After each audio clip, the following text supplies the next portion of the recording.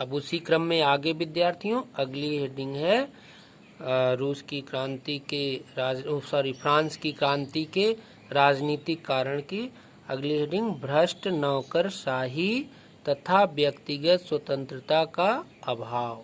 भ्रष्ट नौकरशाही तथा व्यक्तिगत स्वतंत्रता का अभाव। विद्यार्थियों, सरकारी उच्च पद योग्यता के आधार पर नहीं बल्कि पैसे की बदौलत खरीदे जाते थे। कह रहा विद्यार्थियों कि फ्रांस में जो सरकारी उच्च पद थे, जो बड़े बड़े पद थे सरकार में, वे पद पर योग्यता के आधार पर लोगों का चयन नहीं होता था, बल्कि पैसे की बदौलत वो पद खरीद लिए जाते थे। यानी उन पदों पर पैसे के दम पर अयोग्य व्यक्ति बैठा दिए जाते थे और योग्य व्यक्ति उससे दूर हो जाते थे। परिणामतः सरकारी अधिकारी भ्रष्ट और अयोग्य होते थे। विद्यार्थियों, जब कोई इंसान पैसा खर्च करके किसी पद पर आएगा तो निश्चित रूप से पहले वो अपने पैसे को कमाने के बारे में सोचेगा और सरल तरीके से तो उतना पैसा कमा नहीं सकेगा, इसलिए वह गलत कार्य करेगा, भ्रष्टाचार करेगा, तो तभी वह पैसा अपना कमा पाएगा। तो यही कह रहा है कि परिणामतः सरकारी अधिकारी भ्रष्ट और अयोग्य होते थे। उनका ध्यान सिर्फ और सिर्फ पैसा कमाने में होता था। व्यक्तिगत स्वतंत्रता की उपेक्षा की जाती थी। जो लोगों की अपनी खुद की स्वतंत्रता होती थी उसको इन अधिकारियों के द्वारा उपेक्षा की जाती थी।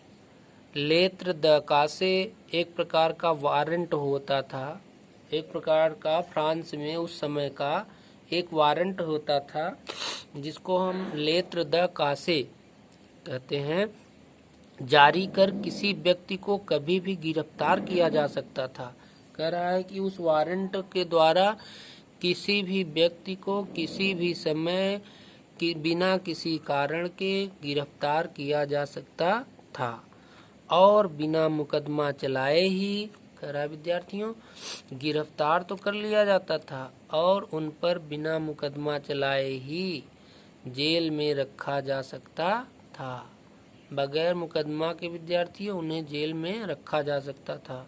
कानून का कोई महत्व नहीं रह गया था। विद्यार्थियों, कह रहा है कि अब कानून का तो कोई महत्व ही नहीं रह गया। बगैर किसी कारण के किसी भी आदमी के खिलाफ वारंट जारी कर उसको किसी भी समय कहीं से गिरफ्तार कर लिया जा सकता था, जिसकी और गिरफ्तार करने के बाद बगैर मुकदमा चलाए उसे जेल में रख दिया जाता था, जिसके वजह से कानून का महत्व ही देश में खत्म होता चला गया।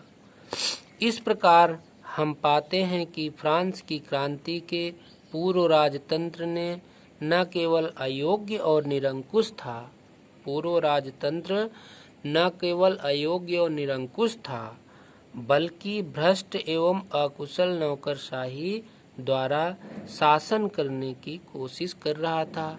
कह रहा विद्यार्थियों, अकुशल तो था ही था, निरंकुश तो था ही था, इसके साथ साथ भ्रष्ट एवं अकुशल नौकरशाही द्वारा देश पर शासन चलाने की कोशिश कर रहा था।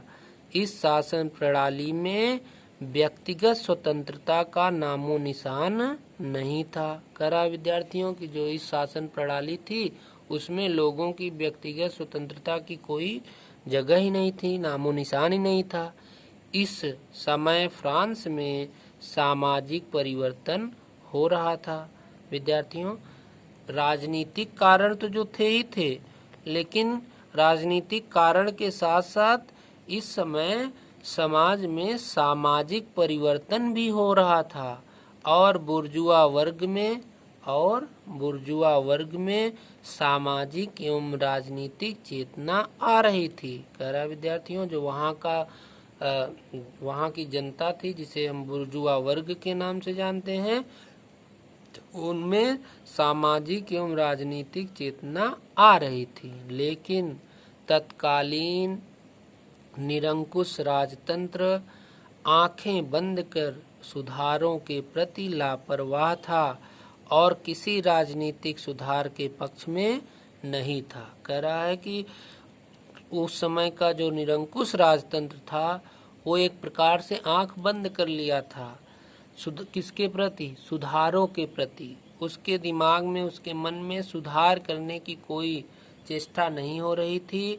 वह बिल्कुल लापरवाह हो गया था और किसी भी राजनीतिक सुधार के पक्ष में नहीं था, किसी भी राजनीतिक सुधार के पक्ष में नहीं था, जिसके कारण इन सब कारणों के वजह से फ्रांस में राजनीतिक कारण, फ्रांस की क्रांति में ये सब राजनीतिक कारण बने। विद्यार्थियों, अब हम लोग अगले वीडियो में सामाजिक कारण के बारे में पढ़ेंगे। राजनीतिक कारण आप फिर से देख लें, पूरा जो राजनीतिक कारण प्रमुख बिंदु आपने पढ़ा उसको आप लोग बिंदुवार फिर से देख लें कि फ्रांस की क्रांति के राजनीतिक कारण के मुख्य बिंदु कौन कौन से थे। पहला निरंकुश राजतंत्र, दूसरा अयोग्य राजा, तीसरा मैरी एंतोइनेट जो वहाँ की रानी थी उसका ज़्यादा हस्तक्षेप शासन में, अगला राजकीय अर्थव्यवस्था, अगला अकर्मण्य शासन तंत्र, प्रशासनिक अराजकता एवं भ्रष्ट नौकरशाही तथा व्यक्तिगत स्वतंत्रता का अभाव।